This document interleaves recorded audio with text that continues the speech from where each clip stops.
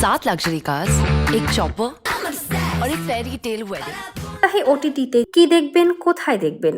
প্রতি সপ্তাহে ওটিটিতে যুক্ত হচ্ছে নতুন নতুন কন্টেন্ট।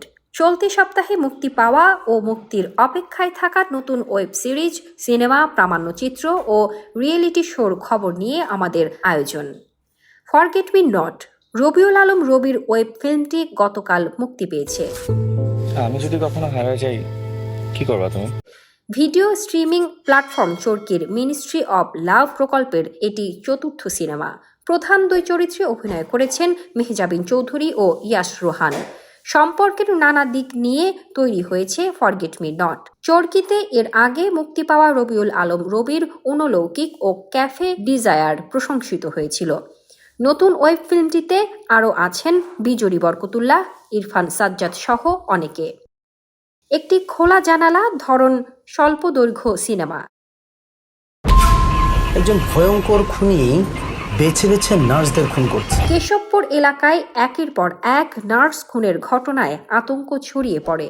বেছে বেছে কেন নার্সকেই খুন করা হচ্ছে, কারা করছে এসব খুন, এমন গল্প নিয়েই ভিকি জাহেদের একটি খোলা জানালা। গত বুধবার রাতে মুক্তি পাওয়া স্বল্পদৈর্ঘ্য সিনেমাটিতে প্রধান দুই চরিত্রে অভিনয় করেছেন তাসনিয়া ফারিন ও সালহা নাদিয়া।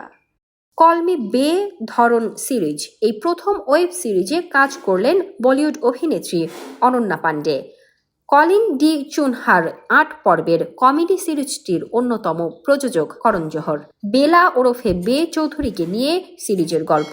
পরিবারের সঙ্গে সম্পর্ক ছিন্ন করে যে দিল্লি থেকে হাজির হয় মুম্বাইয়ে, এরপর তার জীবনে ঘটে যাওয়া নানা ঘটনা নিয়ে এগিয়েছে সিরিজটি।